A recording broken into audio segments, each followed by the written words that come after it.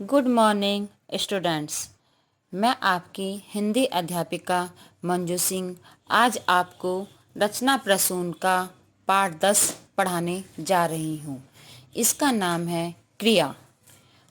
आज हम सीखेंगे क्रिया किसे कहते हैं। क्रिया अर्थात एक्शन। क्रिया को इंग्लिश में वर्ब भी कहते हैं अर्थात एक्शन वर्ड। क्रिया का अर्थ होता है काम करना। जो भी काम हम करते हैं वह सब क्रिया है। इतना याद रखना है, जो काम हम सारे दिन करते हैं वह सब क्रिया है। आप सोचिए, सुबह उठने से लेकर रात को सोने तक आप कितने काम करते हैं। जैसे सोना, पढ़ना, खाना, नहाना, पीना, जाना, लड़ाई करना, कितने सारे काम हैं। ये सब क्रिया हैं। यदि हम सो रहे हैं तो वह भी एक क्रिया है। सोना भी एक काम है, उसे भी हम क्रिया कहेंगे। ऐसा कोई समय नहीं होता जब हम कोई काम ना कर रहे हों। ये जब भी हम कोई काम करते हैं ये सब क्रिया हैं। जैसे यहाँ पर कुछ चित्र देखिए।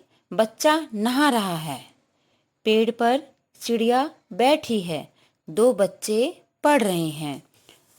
बच्चा क्या कर रहा है? नहा रहा है। यहाँ पर नहाना क्रिया है। पेड़ पर चिड़िया बैठी है। चिड़िया कहाँ बैठी है? पेड़ पर। तो यह क्या क्रिया है? यहाँ पर बैठी है। दो बच्चे पढ़ रहे हैं। बच्चे क्या कर रहे हैं? पढ़ रहे हैं। काम कर रहे हैं, वो पढ़ रहे हैं। ये भी क्रिया है। इन तीनों वाक्यों में रंगीन शब्दों द्वारा कुछ न कुछ कार्य का करने या होने का ज्ञात हो रहा है। ये सब क्रिया शब्द हैं। क्रिया के बिना वाक्य पूरा नहीं होता। अब हम क्रिया की परिभाषा पढ़ते हैं। जिन शब्दों से किसी कार्य के करने या होने का बोध हो उसे क्रिया कहते हैं।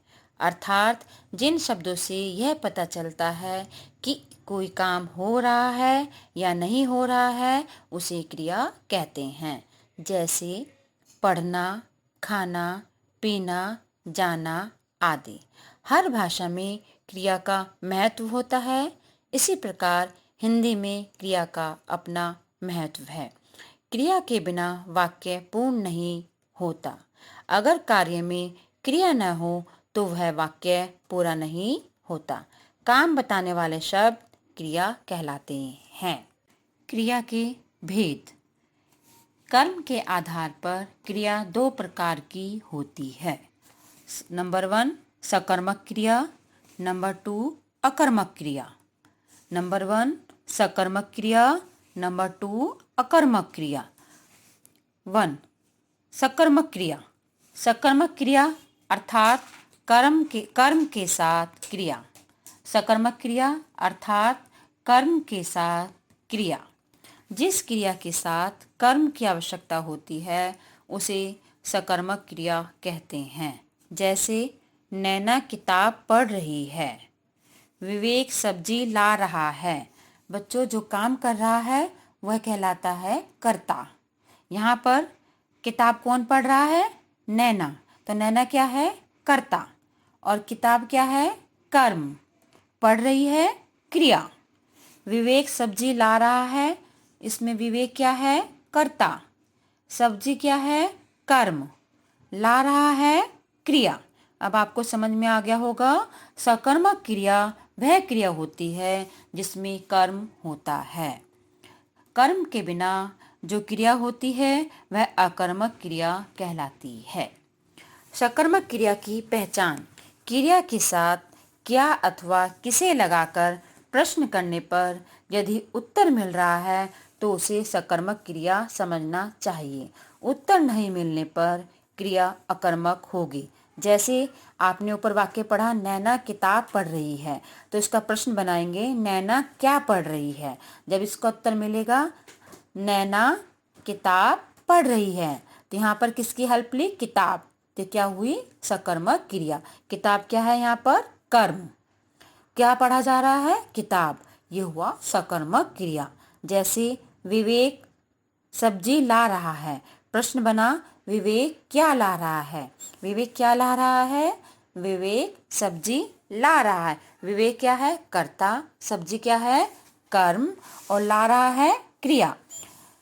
इस प्रकार से सकर्मक क्रिया होती है जिसमें कर्म होता है। जिस क्रिया के साथ कर्म की आवश्यकता होती है उसे सकर्मक क्रिया कहते हैं। और क्रिया क्या होती है? जिन शब्दों से किसी काम के करने या होने का पता चलता है उसे क्रिया कहते हैं। जिन शब्दों से किसी कार्य के करने या होने का पता चलता है उसे क्रिया कहते हैं। क्रिया के दो भेद होते हैं, सकर्मक क्रिया और अकर्मक क्रिया। सकर्मक क्रिया। नंबर 2, अकर्मक क्रिया अर्थात कर्म के बिना क्रिया।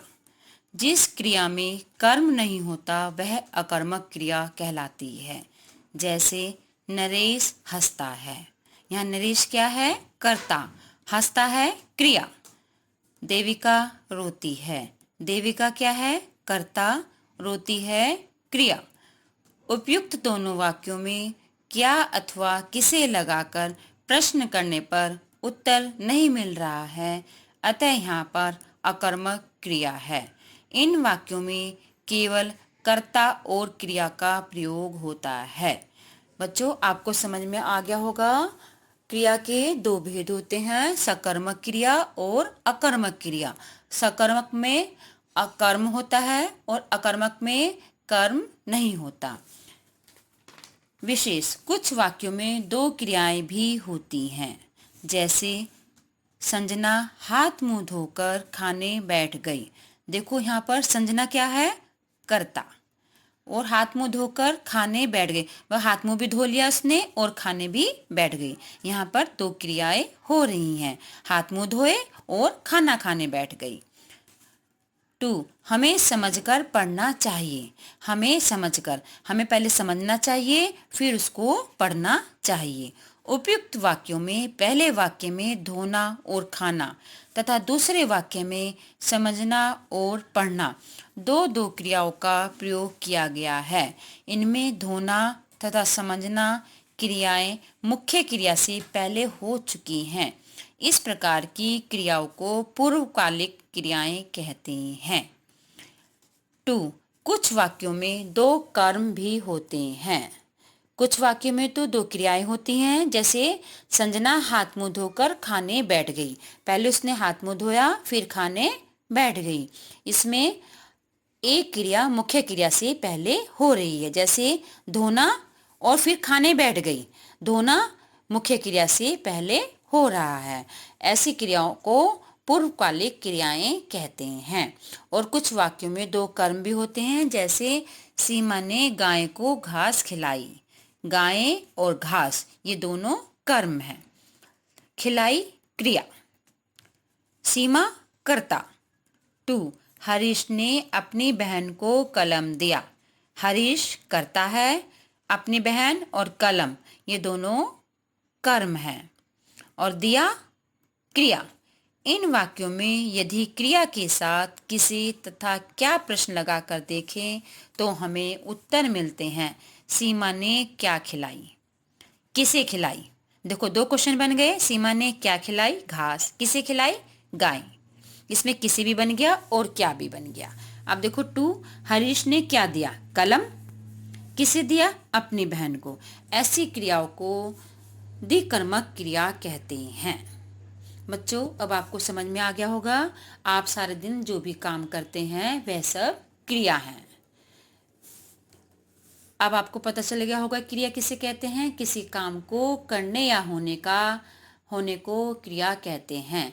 जिन शब्दों से यह पता चलता है कि काम हो रहा है या नहीं हो रहा है उसे क्रिया कहते हैं। काम का करना या होना ही क्रिया है।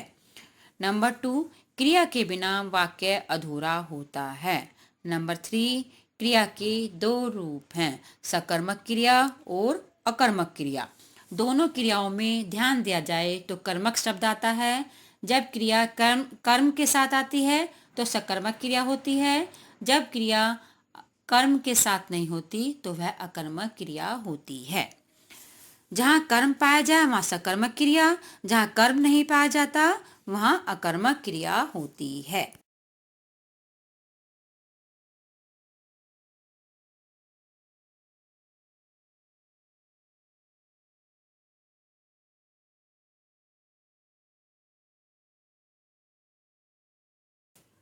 निम्नलिखित प्रश्नों के उत्तर दीजिए। मौखिक अभिव्यक्ति।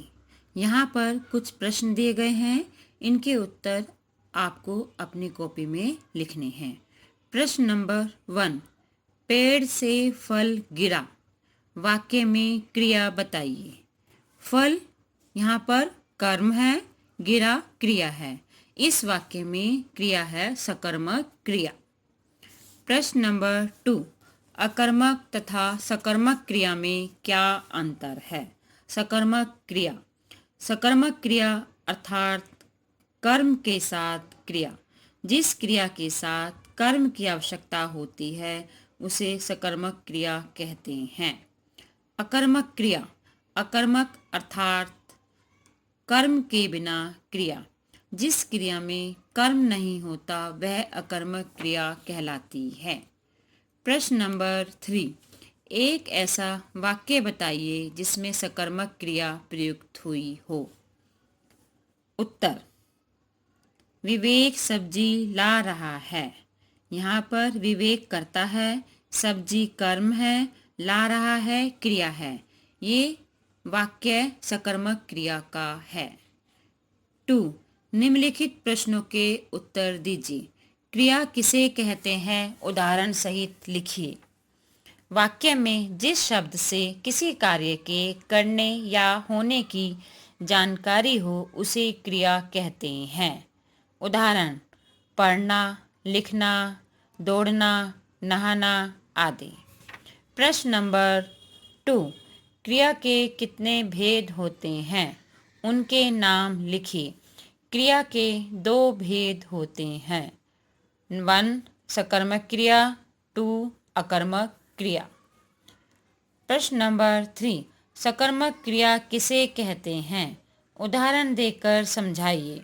सकर्मक क्रिया अर्थात कर्म के साथ क्रिया। जिस क्रिया के साथ कर्म की आवश्यकता होती है उसे सकर्मक क्रिया कहते हैं। उदाहरण, नैना किताब पढ़ रही है। यहाँ पर किताब कर्म है, पढ़ रही है क्रिया। 3, कर्म को उपयुक्त क्रिया से मिलाकर लिखिए। यहाँ पर कुछ शब्द दिए गए हैं, कर्म और क्रिया, इनको मिलाकर लिखना है। पत्र यहाँ पर कर्म है, लिखना क्रिया है। पुस्तक यहाँ पर कर्म है, पढ़ना क्रिया है। फूल कर्म है, तोड़ना क्रिया है। कपड़े कर्म है, पहनना क्रिया है। फसल कर्म है, उगाना क्रिया है। पत्र लिखना। निम्नलिखित वाक्यों में से क्रियाएं छांटकर उनके सम्मुख अकर्मक क्रिया अथवा सकर्मक क्रिया लिखिए। वाक्य 1, राजेश सो रहा है। यहाँ पर राजेश करता है, सो रहा है क्रिया है। ये क्रिया हुई अकर्मक, इसका प्रकार है अकर्मक। 2, सीता खेल रही है। खेल रही है क्रिया है, प्रकार है अकर्मक। 3, भैंस दूध देती है। देती है क्रिया है, दूध कर्म है, तो यहाँ पर इसका प्रकार है सकर्मक क्रिया। 4, माताजी गीत गाती हैं। गाती हैं क्रिया है, गीत कर्म है, इसका प्रकार है सकर्मक। 5, रमेश पुस्तक पढ़ता है। पढ़ता है क्रिया है, पुस्तक कर्म है, इसका प्रकार है सकर्मक क्रिया। बहुविकल्पीय प्रश्न, सही उत्तर वाले विकल्प पर राइट लगाइए। यहाँ पर कुछ वाक्य दिए गए हैं और उनके ऑप्शन दिए हैं। जो सही विकल्प है उस पर राइट लगाना है। 1, कार्य का करना या होना कहलाता है। क्रिया, संज्ञा, सर्वनाम, विशेषण। कार्य का करना या होना कहलाता है क्रिया। 2. क्रिया के मुख्यतः कितने भेद होते हैं? 1, 2, 3, 4। क्रिया के मुख्यतः 2 भेद होते हैं। 3. जिस क्रिया के साथ कर्म होता है वह कहलाती है सकर्मक क्रिया, अकर्मक क्रिया, क्रिया विशेषण।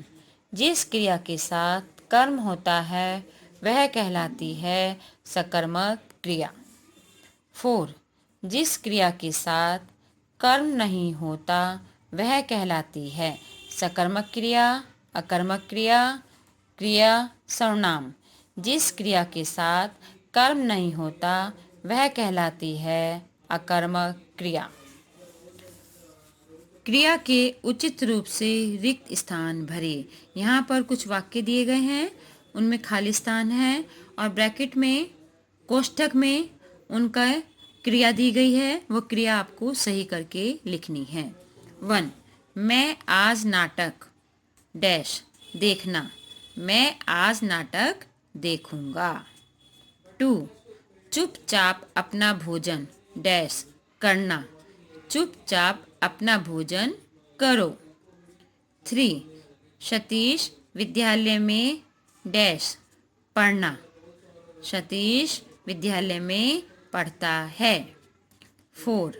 मैं कल तुम्हारे घर डैश आना। मैं कल तुम्हारे घर आऊँगा। 5.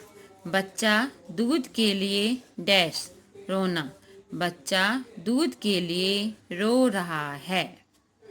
बच्चों, अब आपको समझ में आ गया होगा क्रिया किसे कहते हैं। मैं एक बार फिर दोबारा इसको दोहरा देती हूँ। वाक्य में जिस शब्द से किसी कार्य के करने या होने की जानकारी होती है उसे क्रिया कहते हैं। क्रिया के मुख्यतः 2 भेद होते हैं। 1. सकर्मक क्रिया, 2. अकर्मक क्रिया। सकर्मक क्रिया वह होती है जिसमें कर्म होता है। अकर्मक क्रिया वह होती है जिसमें कर्म नहीं होता। बच्चों, ये इस लेसन के प्रश्न उत्तर और अभ्यास कार्य आपको अपनी कॉपी में लिखना है। अब आएंगे 2। ये आपका होमवर्क है, इसको आपको अपनी कॉपी में लिखना है। विद्यालय में आपका समय कैसे व्यतीत होता है? आप क्या क्या करते हैं? इस बारे में मित्रों से बातचीत कीजिए। उस वार्ता की मुख्य बातों को एक अनुच्छेद में लिखिए। उक्त अनुच्छेद के वाक्यों में आने वाली क्रियाओं को पहचानिए कि वे अकर्मक है या सकर्मक। सकर्मक क्रियाओं के कर्म पर गोला भी बनाना है। बच्चों, आप विद्यालय जाते हैं, आप सारे दिन विद्यालय में क्या क्या करते हैं उसके बारे में आपको एक पैराग्राफ अनुच्छेद लिखना है। उस अनुच्छेद में जो सकर्मक क्रिया है और अकर्मक क्रिया है उनको पहचानना है और सकर्मक क्रियाओं के कर्म पर आपको गोला लगाना है। ये आपका होमवर्क है, ये आपको स्वयं करना है और ये सारा काम आपको सुंदर सुंदर लिखाई में